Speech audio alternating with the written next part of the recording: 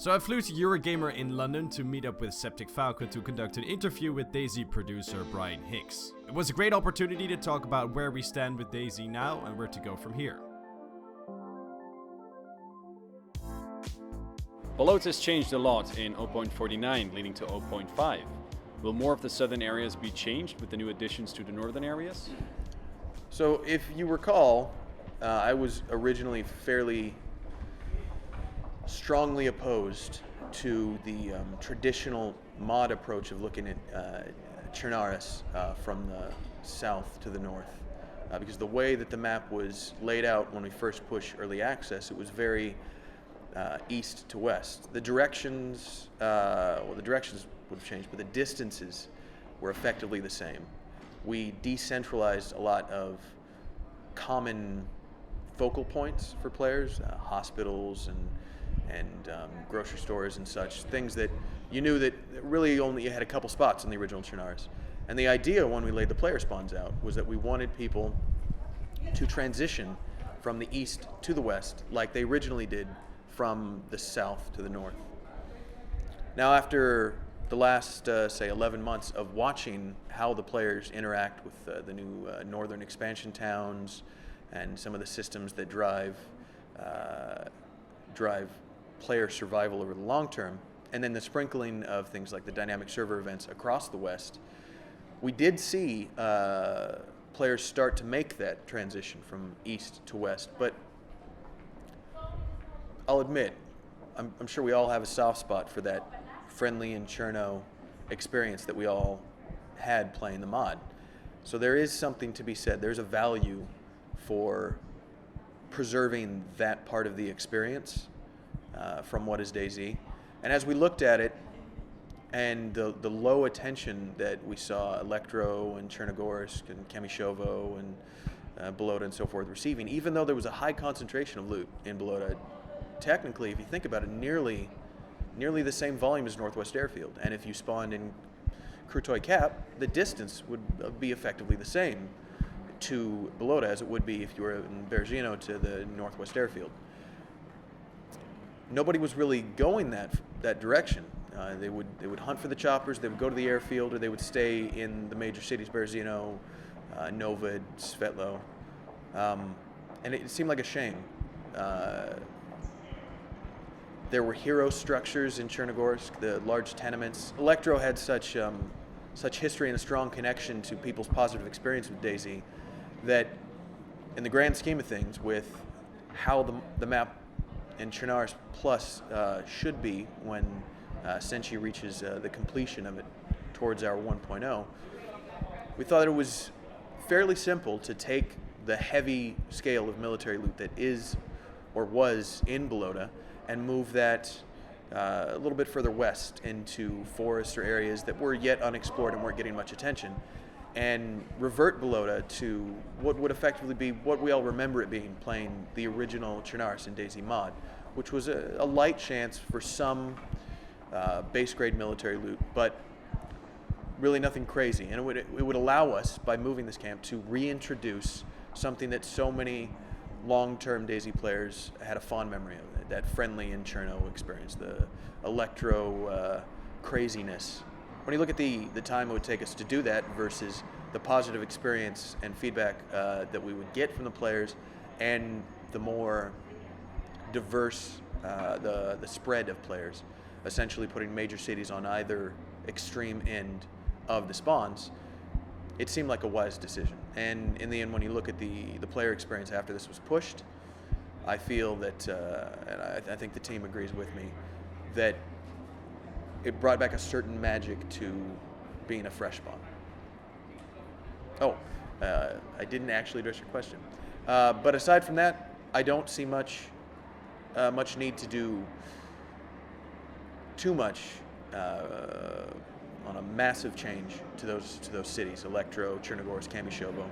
But they are within our roadmap of classic towns to be revitalized within the Chernarus Plus workflow. With 0.5 pushing to experimental branch, what are your thoughts about the progress of the development with DayZ currently being halfway towards 1.0? Well, I think mostly that's a misconception of the actual importance of the version number. It is just a number.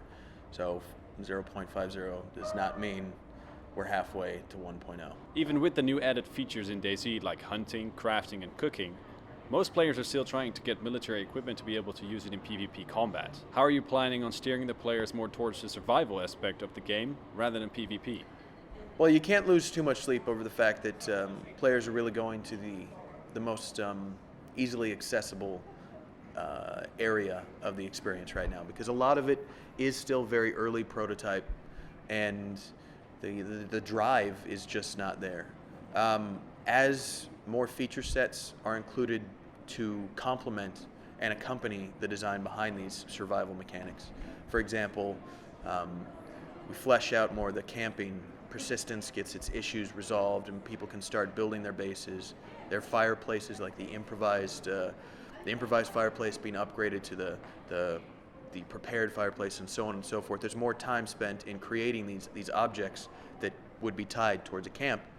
You'll see players, or at least I feel you'll see players, start to lean more towards those feature sets, because it sits right now at a base level. That is the one thing you are certain that you will at least be able to do, and as long as server performance allows you, you'll have a good experience shooting and running from other players. But these other systems are still very young, and we're still designing the systems based upon how we see players interact with the world. So obviously I don't think you'll see too many people spending the emotional time and investment in pursuing the systems that could change at any moment. Those who run around shooting guns, they know that the gun will still fire regardless of what change you make to the game. Guns are going to shoot bullets. But the cooking and base building and such, it's still in flux at this point. Everything this early on, for the most part, is script and prototype.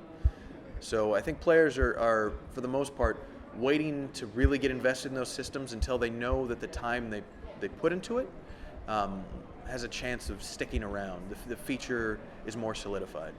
I think the first thing we will see in that vein is persistence. When we push out some more objects that are tied to persistence, some new tents like the large military tent that Chris talked about in this week's status report, and the programming team and our environment team get together and nail down any issues tied to persistence on each server. When we start to sell private shards, it'll really start to put more focus from a player perspective on spending time building those survival mechanics up. Arma 3 has the editor, Battlefield 4 has spectator mode. Both have been used to create amazing cinematic content. Are there any plans for cinematic or editor in DayZ? If so, what might it allow us to do, i.e. work with actors on public or private servers? DayZ has been fortunate enough to benefit from the vast amount of content created by the consumer and shared through all these many venues, be it stories on Reddit, YouTube videos, Twitch streams. There's just so much content out there that tells each person's unique experience in DayZ, and that's incredibly important to the success of the title. So that said, obviously the developers of DayZ, the team in general, the company, recognizes this. And we've talked a lot internally about how we can support that. And while we haven't made any public announcements on how we would like to put more tools in the hands of content creators, there have been and probably will continue to be as we move towards 1.0, a lot of discussion in exactly what would best benefit that type of user, whether it be a special SKU of DayZ, a specific server mode. We're definitely interested in expanding the options for creating custom content while still protecting the base experience of DayZ. What feature is still coming are you most looking forward to the community getting their hands on? Well, I'd say the feature that I'm the most excited about the community get their hands on is fairly far out right now, just because it would require us to be at a point in which we've transitioned from our alpha phase into our beta phase, where we've identified what our core feature set is and how it functions, and begin to move it from script into engine. Once that's done, then we can start looking at releasing modding tools to the community. And from my experience, personally coming from that DayZ modding community when DayZ was a mod itself, I am incredibly excited about the possibilities and the vast amount of content I eagerly await to see come from the DayZ modders. What are your thoughts about a higher tier of infected enemies? A type of infected that would be harder to take down and would do more damage, with, for instance, the chance of dropping rarer items. We've talked about this, and it would be important that if we did something like this, that it fit the world of Chernarus Plus and DayZ, and made sense. It wasn't too gamey. So if we do end up doing it, it'll be something that the leads will have to agree upon, and we'll more than likely iterate upon experimental branch and talk about this on our status report. But again, this is something that the team would need to decide together. It would take more than just Peter and Chris and I getting excited about it, and it would need to fit DayZ and not just be something we put in because we thought was cool. Almost every player is looking forward to vehicles being added to DayZ. How many vehicles would you like to ideally see on a single server? I'm going to give you my personal answer on that one, because it's still something we're actively discussing, and there is no finalized stance on this, as we're just now beginning to look into getting our first vehicle out there and in the hands of players so we can see exactly what breaks and what doesn't operate right. Personally, I would like to see no more on any official DayZ server, not customized or private chart, no more than 10 vehicles. And this includes smaller types. If we had smaller types, I'm not committing to anything right now. But a nice assortment. I think it's important that there not be too many per server. There should be enough so that not just one group could lock down these vehicles so that other people can experience them, but they should be rare enough that it feels like you have found the holy grail of DayZ when you come across it. You want to wake up your friends, hop into TeamSpeak, get everybody on the server. Oh my God, I found the V3S. But again, that's just my opinion. What kind of limitations or advantages are you expecting for the PS4 version of DayZ when compared to the PC version? I think it's too early to talk about exactly what we expect, because we just announced that we will be releasing DayZ on the PlayStation 4. And the team obviously has a lot of work ahead of them, the team responsible for the PlayStation 4 version, because in the end, I mean, they're really dependent on us, on the primary DayZ development team, finishing what our core features are and starting to move them into our engine, and that's when a lot of the work can happen. So I think it's really too soon to talk to that. This will obviously be, I don't think I need to say this, a landmark title for a console experience. It's important that as we move forward with it, we protect the vision that is DayZ, but we also focus on the positives and the strengths of each platform we might release it on, so that we don't just do a port. We make a version of DayZ that plays to the strengths of that platform, whatever platform it may be. If you could think of the most ridiculous item or feature that could be added to DayZ, what would that be?